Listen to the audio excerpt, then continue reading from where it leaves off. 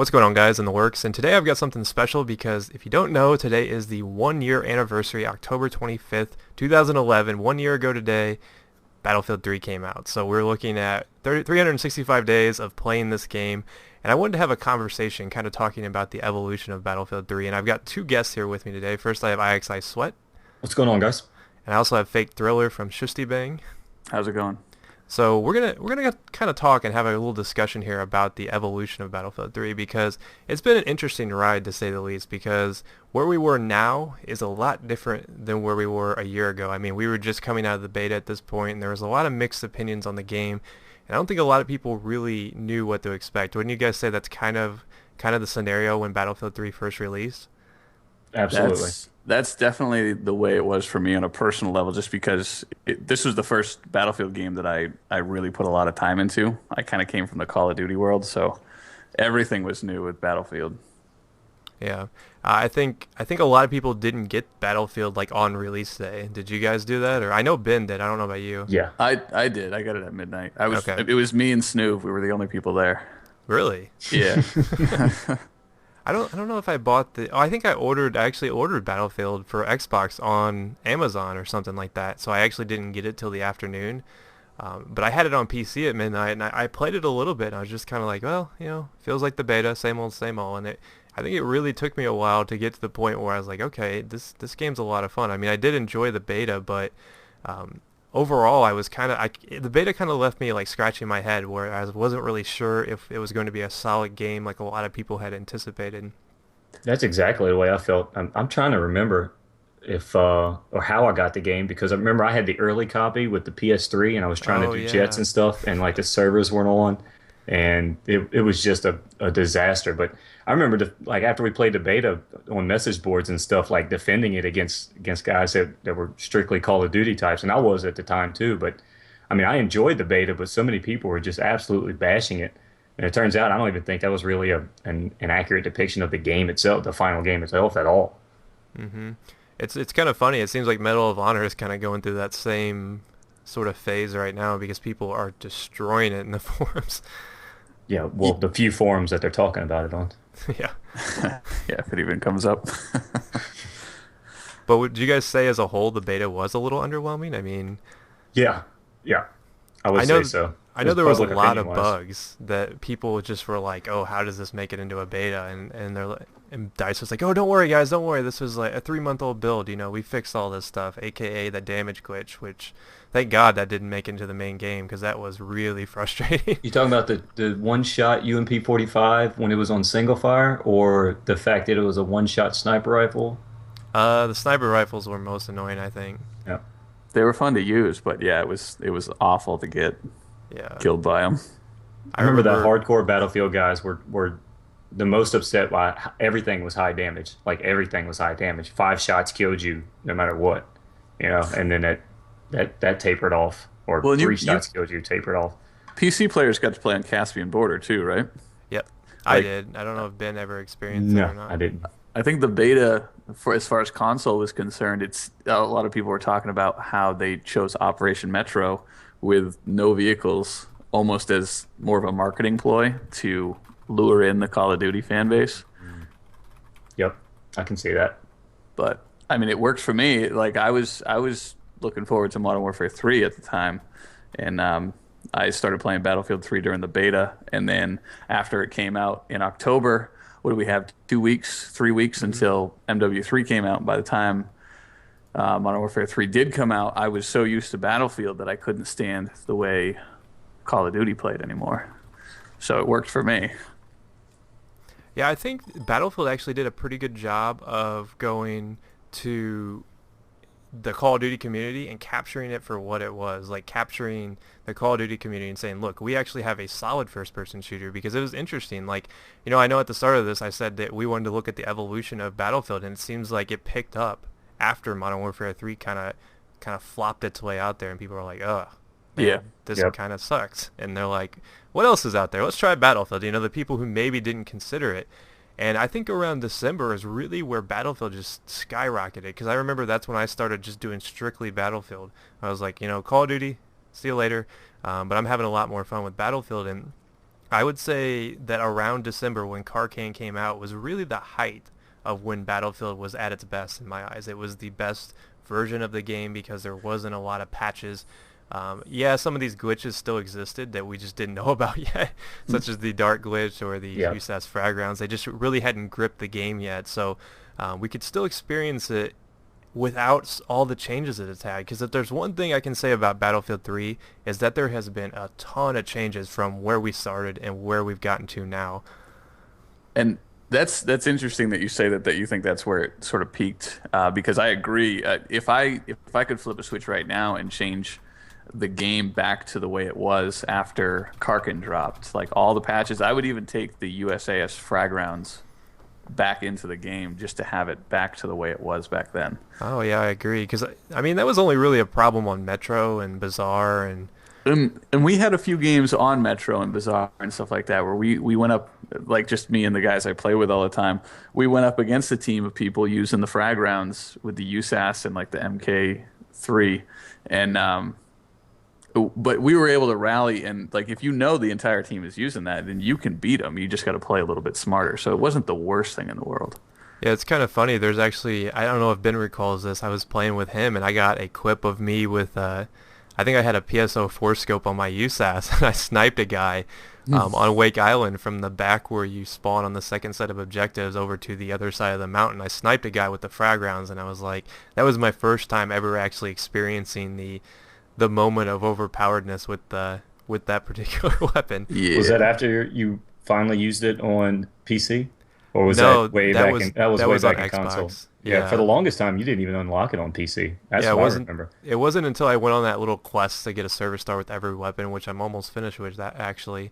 I'm working on the last couple of silenced pistols, but the USAS was one of the ones that I had 0 kills with, and I finally sat down and used it, and it was just complete dog crap now. I mean, it was like, they're like, oh, USAS is overpowered, let's make it the worst weapon in the game.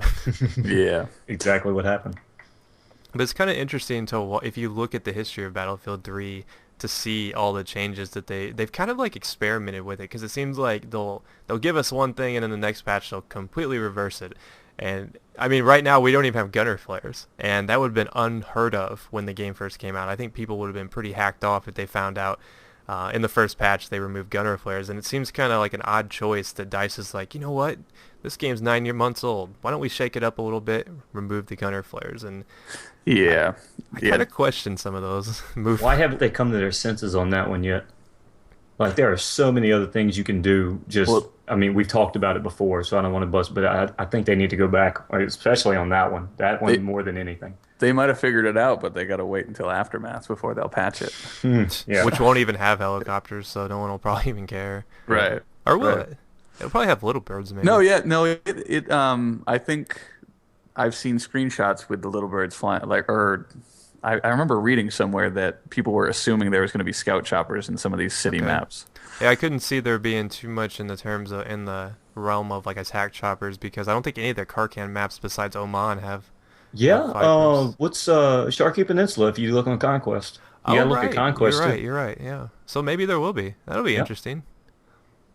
Maybe it'll be a resurgence of the gunner. Hmm. Because as it sits right now, like Alan Kurtz is happy with them not having flares. He said that he was like, "Yeah, I stand by my decision because it seems like the choppers are more balanced and the good pilots still get the same amount of kills." And Yeah. I beg to differ on that, but No, I don't want to Yeah. go too deep into that because I've made so many videos kind of complaining about that. Yeah. But do you guys agree when I said, I said earlier that I thought that really where the game was after Karkan? Do you think that that was the pinnacle of Battlefield 3 before it kind of went downhill?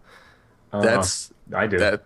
Yeah, yeah, I do. Like, I feel like, and I don't know if it was just a frame of mind change, like where I felt like that's where the game really came together, and every patch since then has changed it from that moment. So in my eyes, it's gotten worse and worse.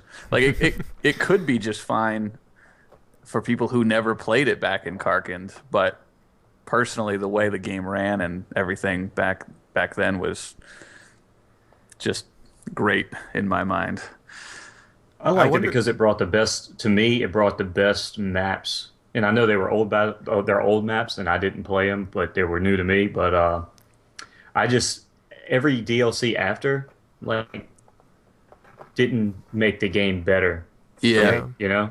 Like It's each one was kind of like, I'll go back to what I was just playing. I'll go back to Karkin and what I didn't mean to do that little play on words, but yeah, every time it really was. I'm Karkin and before that Well, was the best part of it.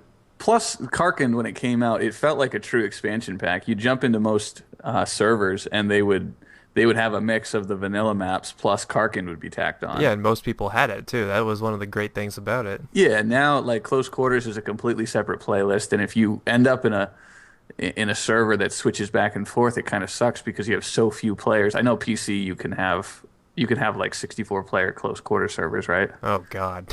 Well, I mean, but it's just Yeah. possible. On Yeah. on Oh yeah, console, they suck. you're limited to 16, and then if you get stuck on like even team deathmatch on like Tehran Highway with 16 players is like a wasteland. Yeah, it's It's it's hard to pretty find.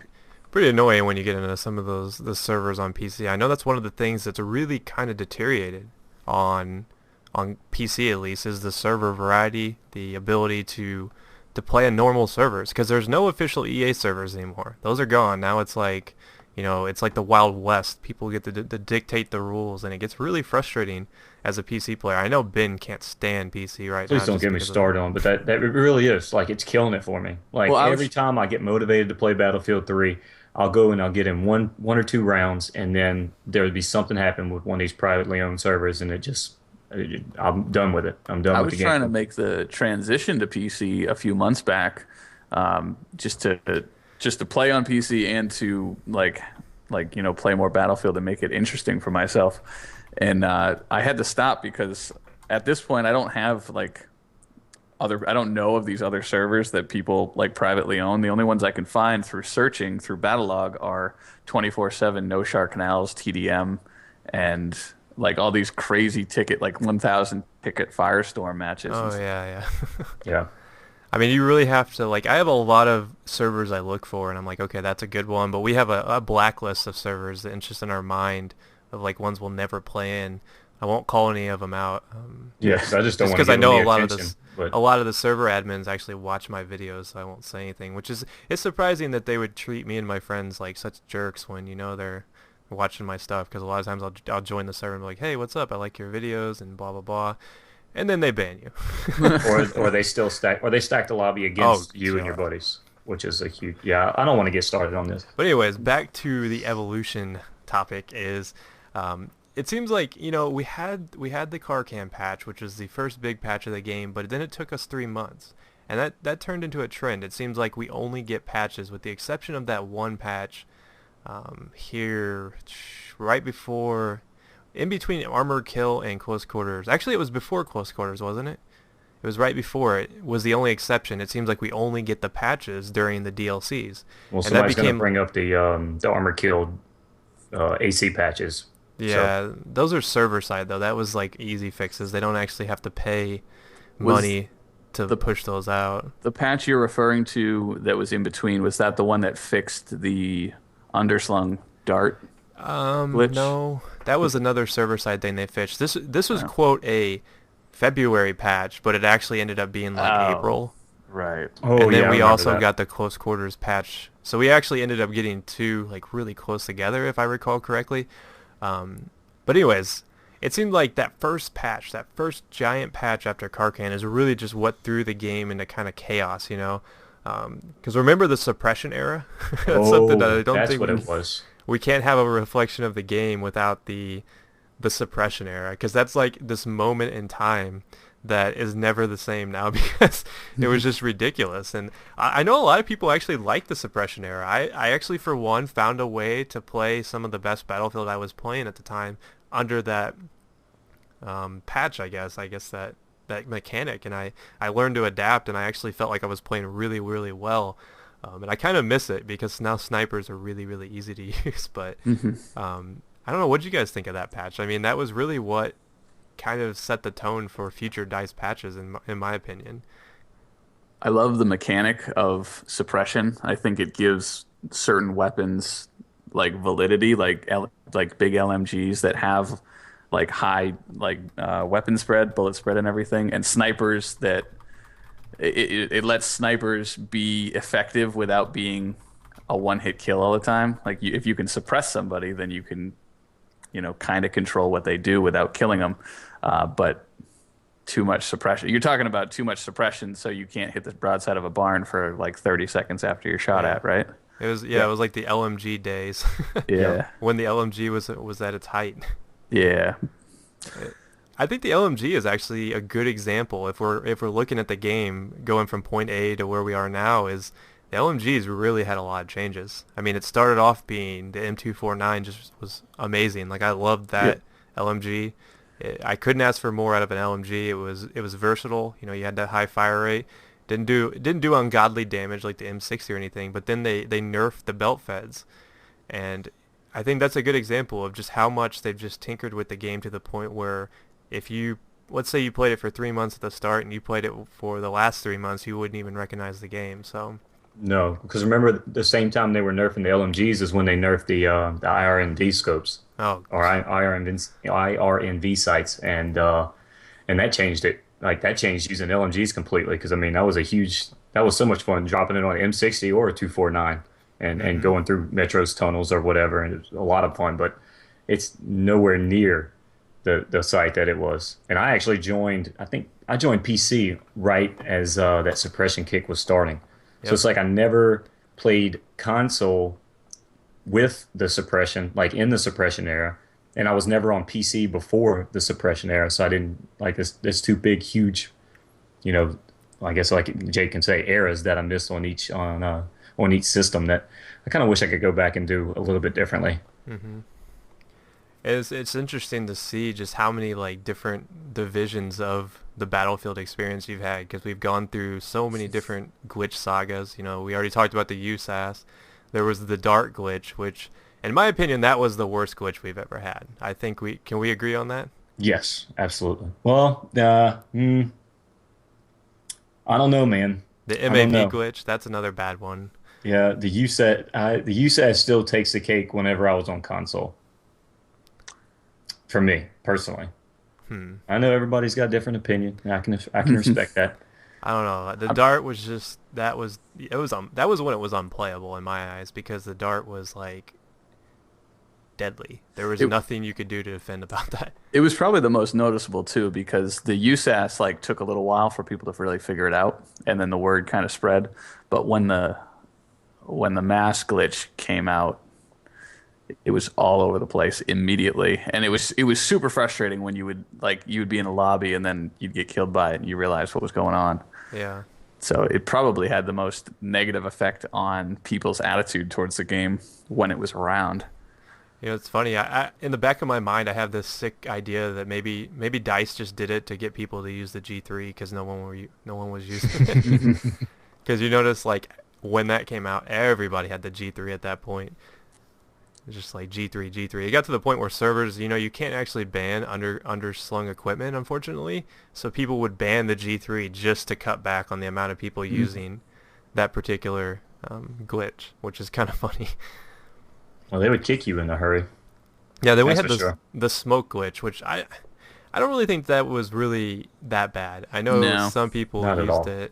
I liked it. I thought it was funny. I mean, in most scenarios, you could kill the person with bullets when you killed them with smoke. So I didn't really think that was a big deal. But if you look at the comparison in the terms of like how quickly did it get fixed, the smoke glitch got fixed in an instant, whereas it took them 3 friggin' months to figure out that they could just patch the server side mechanic of the Dart and fix it. And that was really frustrating to me. Really, really frustrating. But I don't know. What do you guys think overall on support? What would you grade them on a scale of like 1 to 10 on how well they've been with support? Because I made an interesting video which is probably going to go live sometime tonight. So my subs have probably already seen it, but I'm talking about how DICE has been so arrogant in their community feedback. It seems like they don't want to address the issues that people most want fixed. And I think I would grade them pretty low on the support side of things. I don't know. What do you guys think? So you want to do a scale of 1 to Yeah, 10? let's do a scale of 1 to 10 because people like numbers. Um, I appreciate the way they inform us of what they're patching, and in combination with like the statistic sites that tell you like the weapons statistics after the fact. It's good to get a nice hold on what was changed, and it's nice that they just flat out tell you that they're doing this because of this. Whereas a lot of other games will just make like tweaks and they don't tell you what it is, and they let like this the unknown effect sort of run rampant and make people think the placebo effect. That's what I'm talking about. So I like the way they inform us of what's being patched, but I hate the way that they actually patch it by waiting until DLC. So I'm gonna give them like if a one is they don't patch and it's the worst thing ever, and 10 is they're the best company ever, I'll give them like a 6 because like good job on telling us what you're doing, but I'm not really thrilled on a lot of the changes that they've actually made. Yeah. I'll go 7, just so I won't be the low man here. But I actually agree with a lot of what you're saying. I like the fact that they do tell you. I think that's the best part. I'm glad you brought that up. I don't think I'd have thought of it. I don't like the particular changes that they made. Like I don't always like the fact that they make those changes. And But it's community feedback. yeah, I well, don't know about that though they because take it to an extreme. I Yeah. mentioned this in a video or on the podcast or something like that, where it feels like they get a list of things that they want to change, and then they just do it in order. They're like, okay, we updated this gun, like boom, that's done. Then we like updated the 93R, like all these different pistols in the last patch, and I had never heard anybody talking about the pistols. I So I not to derail this conversation, but I had heard a little bit about the Raffica because on PC I think it was a bigger problem because it did the damage of a normal pistol. with the 3-round burst. Yeah, it was doing 75 damage, so it was essentially if you got one bullet to the head, it was a one-shot kill. Oh, okay. But it was weird, like when they would lay out some of the patches that they made. Like to be honest, the not to get back into it, but the gunner flares on the chopper. Yeah. Like I had never heard like I like to fly. I like to be in a chopper, and at best we could stay up against. Like we would have to run to the outside of the map if people really wanted to get us down. Mm-hmm. Between people ramming us in jets and just people on the ground with stingers. So it felt like left field when that patch happened. So I don't know where exactly from the community they're getting their suggestions. Well, I know me and Ben used to fly the chopper all the time, and honestly, we got shot down. There's no doubt that we got shot down. Yeah, all it I takes don't- is a key stinger on the ground right before the enemy chopper spawns and comes up, and then you're done. So, Not a fan. Not a fan at all. yeah. But I think from my perspective, if I was going to give it a judge, I would be between a 4 and a 6. And the reason why I'm between, a little bit below the medium and a little bit above it was for several reasons. Like we've been talking about the community feedback, it seems like they claim to be listening, but then when you look at the patch notes, it's like, okay, we asked for this, but you gave us that. Like we didn't ask for suppression, we got more suppression. We complained about it. We got less. We were basically back to where we were, and it's like, okay, you're experimenting with patches. That's idiotic. That's not the way you patch a game. I mean, a finalized copy of a game is not where you experiment with different techniques. I think we saw that with the suppression mechanic. I think we've seen that with various other mechanics in the game, and it's just frustrating to me that the patches have been so bipolar. It's like they go one way with one patch, they go the opposite way with the other patch, and then we're almost back to where we were, square one. I mean, the one thing they did patch was the M16, but I mean, honestly, what did that do to that? Nothing. How long after the game came out did they patch the Well, they M16? created a new monster Well, with the M416. Yeah, So. that's another thing. That's totally absurd. They nerfed the M16, but at the same time they put the M416 on steroids. Yeah, that thing's like every bit as good as the M16 used to be, and I still think the M16 is pretty usable, almost the same as it used to be. Oh yeah, Yeah. absolutely. But One thing they nerfed way back after Karkin. Remember when they changed the tank mechanics completely? yeah, they've changed it 3 times now. Yeah, the most recent one bugs me too, where they changed the rate of fire between switching from your primary to your secondary, because you could use like the main cannon and then switch to canister shells, and it's play like that that rewards skilled players that have put the time in to figure out these combinations and have the actual skills to pull it off. But then they just go and take it out of the game because they say it makes it unfair. But Well, I think one of the things that they do a really bad job of is they'll nerf one thing while nerfing another thing that kind of goes hand in hand with that. For instance, with tanks, when they nerfed the tanks, they also recently nerfed repair tools.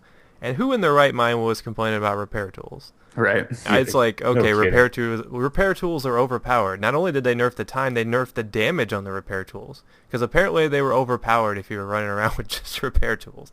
So a lot of things that go, like, okay, the helicopters, we keep going back to that. Yep. They nerfed the helicopters' flares, but then they buffed the stingers to make them have 600 meters of range, it feels like. So Right. it's kind of like they do the opposite of what they should be. It's like it should be like a yin and a yang. You nerf one thing in order to balance another. You don't nerf because then you're 2 levels below where you started. So Yeah, well, that's a kind of nerf frustrating. buff. That's not a nerf. That's even worse. Yeah, but Well, exactly what you're talking about. I agree with it.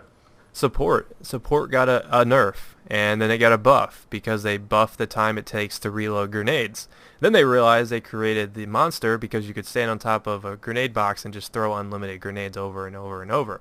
So they nerfed it again, and we're back to square one. I think that's why I have to give them between the 4 and the 6. So if we average them together, what is that, like a 5? A 5. So we'll give them a 5. There we go. That's my final judgment, a 5.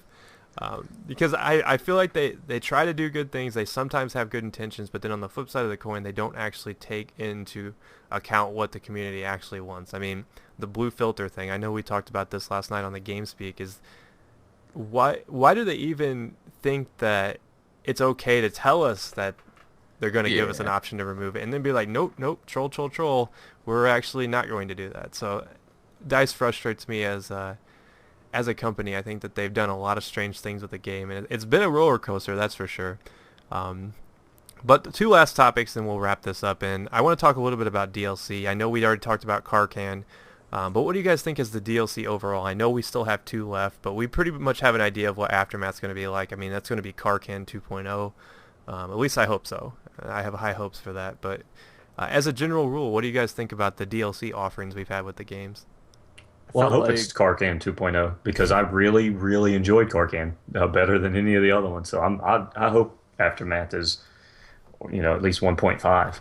yeah, Karkan 1.5. everything with Karkin seemed to be perfect. In the timing, like the difference in time between the game's release and Karkin is no different, I think, than Karkin and Close Quarters. But we had the whole game to dive into between the release date and when Karkin came out. But then it felt like Close Quarters was miles away. Like it should have come out way sooner. And I know they have this whole schedule they're trying to keep with, but I felt like Close Quarters was so far out and we were waiting so long for it that when it finally dropped, it was really underwhelming. And then the same thing with Armored Kill. Like since Close Quarters was underwhelming, it felt like Armored Kill took forever to come out. And then, I mean, on top of that, Armored Kill was riddled with all the bugs and gameplay issues.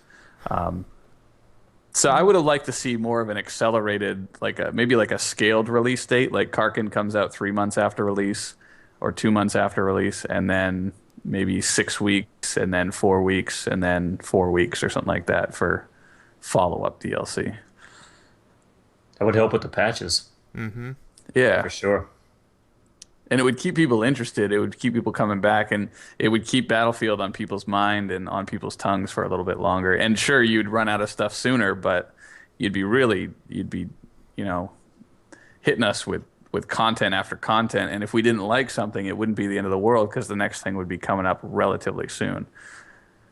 I think the problem, what we've really had, is the extremity. Yeah, that's how you say it. Anyways, of the DLC. It's like one end of the spectrum you've got, I wouldn't even call that Close Quarters. I would call that like, rat race or something. It's just like you're in this little bitty confines, and it's not even like close quarters combat. It's like it's like just a cluster and you don't really know what's going on. And then on the other end of the spectrum, you've got giant maps where you could, if you're on console, you're not going to see anybody for 15 minutes. And you Yeah. may go 10-0 in a game and you feel super excited about that and you maybe played for an hour.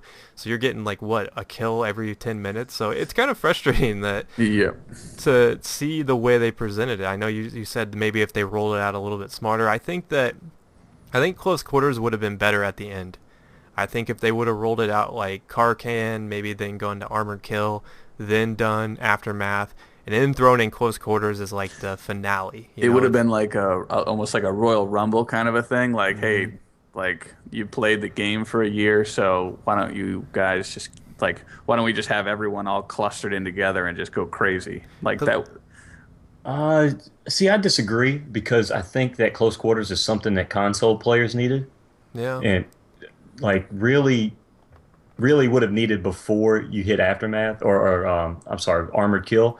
Definitely, because armored kill, if that would have been the first thing that they received, or well, I guess Karkin was first, but then armored kill, like that turned a lot of people off oh yeah, to it a ton. Yeah, because that could have actually been disastrous if Armored Kill had come out. Because when Close Quarters came out, we got a lot of attention from the Call of Duty crowd too.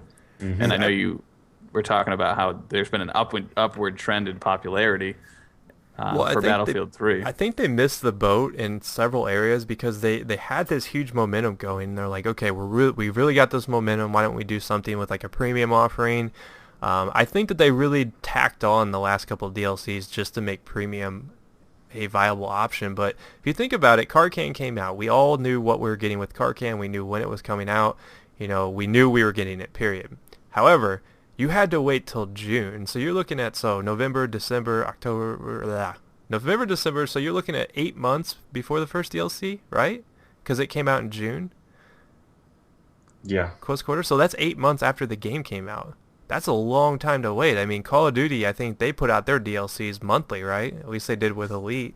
And Yeah, this last year's been weird. they But put out yeah. their first DLC in January. So it's like that's a long time to wait. I mean, I think that they really lost a lot of people along the way. I know I talked to a lot of people who are like, yeah, well, I used to play Battlefield 3. I don't anymore. I only watch your videos. And I'm like, well, I appreciate the support, but it's kind of sad that the person doesn't like playing the game anymore. They'd rather just watch it because they hadn't played it in so long. It's hard to get back into that mindset because I know if I like picked up an old game and it's like, all right, I'm gonna be hardcore about this game again. It would take me a while to pick it back up, and some people just have short attention spans. And when you go that long with the same old maps, I think a lot of people just lost interest in the game. And I think overall the DLC pacing was just poorly thought out. I do like the DLCs though. I'm one of the few people who found something to love in each DLC, I think, because I liked Armored Kill. I know everyone hates Armored Kill. If I probably jumped on Battlefield 3 right now, I'd probably want to play Armored Kill like in some form, be it TDM, be it Rush. Because I think Rush is a lot better now since they have patched that, which we won't even get into the AC-130. That's been beat to death. But I found some stuff to love in close quarters. I mean, it's fun to run The around in there. weapons. Yeah, the weapons were You can't, awesome. yeah, you can't deny that. I mean, what's a bad weapon out of that pack now? I don't think there is one. I think they all are viable choices now that they've patched the M5K, which that thing's like a god SMG now if you haven't used it. But I don't know. So what would you guys say overall? DLC, did they do a good job with it in terms of the content? I mean, I know we've said the pacing was a little off, but you think the content was an overall score in terms of like their game plan? Because it seems like they really had a set game plan out there. They're like, okay, this is what we're going to do. We're going to do this, this, and this. And we're going to have in-game as kind of like a wrap-up thing. Yeah, I think the content that they gave to us was pretty good, and by itself, like when you consider each one, um, and I'm trying to take like the timeline factor out of it. So like if they were timed absolutely perfectly for what I would have wanted, I think it would have just been like a combo that would have been like really really awesome. But again, with the timing, it kind of fizzled out here and there. So the I stuff really they like the actually DLC. gave us was good so far. Yeah, that's what I got. I can agree with Jake in finding something that in each one. I'm sorry, I think there is a freaking helicopter buzzing my house right now. I really do. I really do like the content because I do like the weapons from close quarters. I love the weapons from loved everything about Karkin. the maps, yeah, it's not exactly what they said it was because, like Jake said, it's not really close quarters. It's what the hell is going on right now. Yeah. Yeah, it's Armored just Kill, keep though, running. I mean, Armored Kill is extremely popular in Conquest, and it's extremely popular in servers. So I think a lot of people are going to really like, they like the maps that they brought. Now, I don't like the game mode that they brought with it, tank superiority, Oh and I don't yeah. like what they changed about Rush, which is the overall vehicle onslaught in addition to a giant armored vehicle in the sky. Like I didn't like that, but as far if you look at it conquest wise, people are really are happy with armored kill. So far what we received, I would give it an A, man. I really would because it's delivered in some way, shape, or form in each piece. Yeah, I think that's fair. I think that the one thing I think a lot of people overlook is just how weak the Karkan weapon offering was. I mean, because who really uses those? You ever thought about that? I mean, the L96 is the worst bolt action, hands down. Well, the FAMAS got nerfed. Yeah, I mean, the Fair. FAMAS Yep. is good in close quarters, and then after that, it's like, you know. I mean, there's other weapons that can compete with it, so people just don't use it because of the reload time. So I think, Karkan, best maps, easily. Yep. Close Agreed. quarters, awesome weapons. Armored kill, there's some cool aspects of it that we got to experience. The maps look great. So, They're yeah, beautiful. They yeah, really are. I love the look, at least the look of the maps. I can say overall, I was satisfied with the DLC. So, uh, let's transition to final topic because we are running a little bit longer than I anticipated. But where does this game rank on the list of shooters for you guys in maybe like the last couple of years? Because I know that we've all invested a ton of time into it, and I think we've played it for a year now. This is the 1 year anniversary. And I was thinking about this the other day when I was sitting in my room looking at my Battlefield keychain that I got at PAX. I'm like, man, at the time I never thought that Battlefield would be such an important game to me, like a game that I would play so much and base my channel off of. Because I mean, it was just a fledgling game. Like people were excited for it, but they didn't really know how it was going to compete with the other games. So for me, it holds a special place in my gaming history just because it was that game that kind of surprised me. But what do you guys think in terms of where it ranks on your shooter list and maybe like you can go as far as you want, but 5 or 6 years maybe, where does it rank? I don't think I've put this much time into a first-person shooter game since Halo 2. Oh And when wow. when Halo 2 came out, I was in high school and I had a lot more time. So, um, I mean, this game is like right up there for all the bitching that everybody does and all the complaints that everybody has and all the disappointments that have come and gone.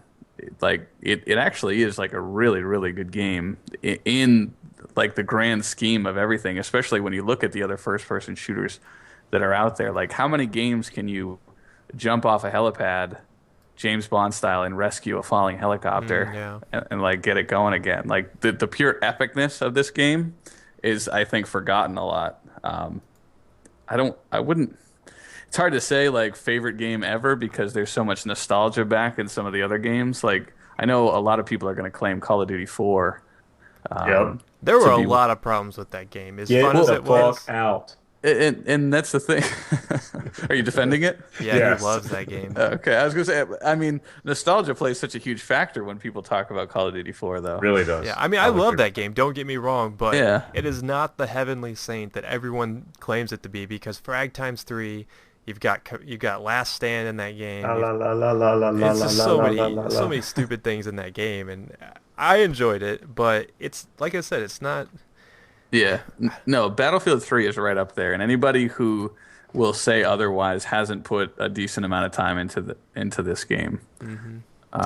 Yeah. I Yeah, think it's really close to being as popular, or at least in my eyes, as good as Battlefield 2, but it's hard for me to say it's better than Battlefield 2 just because there are so many problems that exist in Battlefield 3. But, I think it's just the day and age we live in. Everyone's going to be complaining. Gamers expect a lot more than we did back then because I remember when I was playing Battlefield 2, it was like a patch maybe came 6 months if you were lucky, a year. I mean, it took them a while to patch the game. And nowadays it's like when Call of Duty patches a game like every 3 weeks, it's hard to sit by and watch them get patches on a game that a lot of people who play Battlefield consider it not as high up there, inferior. watch that get patched on a routine basis, and we're waiting so long between games. So I really do think the way DICE supported this game is what knocks it back a little bit for me, because it does leave a little bit of a sour taste in my mouth. I have a hard time knocking Black Ops and World at War out of my top games just because I love both those games so much, especially World at War. I put so many hours in that game. So I think that in my ranking, Battlefield 3 would fall a little bit behind World at War as some of my favorite games in like the past 5 or 6 years. I'm trying to think. I almost feel blindsided by this, and I knew it was coming. I started first person shooters with COD 4, so nostalgia definitely plays a huge part in that.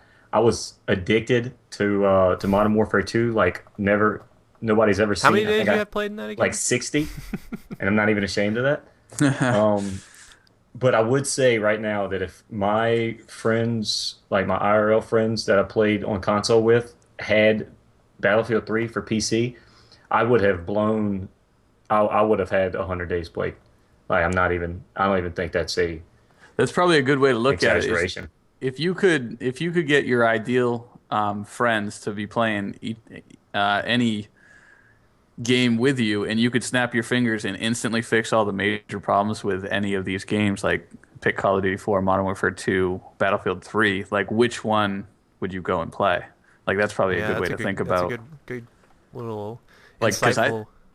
I think I mean me and Snoop, we'd probably be all over Modern Warfare 2. Yeah, I Yep, think I that's a think I good. would. I think that's I think I logical. I would be was too. actually going to say that too, because that game was awesomely thought out. There's not a lot of problems in it, but the problems that are there absolutely ruined it. Yeah, destroy it. But I think Battlefield 2 or Battlefield 2, Battlefield 3 in my eyes could compete with that, at least in my rankings somewhat. A game that Yep, I've yeah. overlooked is like Halo. Like I played more Halo than I can even recall. Like Halo 2, Halo 3 were my games, and I think the reason why when I look at the recent times, there's a huge gap for me in my playing time between Halo 2 and Call of Duty 4, which is really like I took some time off during college. I didn't play games for like a year and a half. So I don't know. This is a really tough question, and I'm the one who made it up. So Yep. It would top still be three. top three. Yeah, top Battlefield three. 3 is definitely Yeah, be top three. No yeah, question about it. yeah. In a lot of it comes down to people you're playing with and stuff like that. So I'd probably put my top three. If I could get anybody I wanted playing and have it be as popular, like the most popular game in the world, I would pick the top three would be Halo 2, Modern Warfare 2, and Battlefield 3. Yep, I think that's fair. I think that is fair. But I guess that wraps it up. Is there anything you guys want to say? I mean, 1 year of Battlefield 3. I mean, that's kind of crazy to think about. Not a lot of games have this long of a lifespan, and we still have, what, 2 DLCs left. So Yeah. that's crazy, 1 year. But And anything you guys want to say? Or another 9 months before we get another installment of it? Oh, Battlefield 4, yeah. I'm kind of, that would probably be a completely different video. I'm kind of interested to see your guys' thoughts on Battlefield 4, because it's coming soon. About a year. Yep. This time next year we'll probably be playing it. I So was gonna say the countdown has started. Medal of Honor's out, so we're talking about Battlefield 4 now. It's like the COD cycle on steroids. yeah. Yeah. But anyways, I guess that'll wrap it up, guys. This was in the works, obviously, and my guest IXI Sweat and Fake Thriller from Shisty Bang. Check both of their channels out. They do really good Battlefield stuff, Medal of Honor 2, and whatever else they feel like playing, I'm sure. So hopefully you guys enjoyed this. I will see you next time. Peace.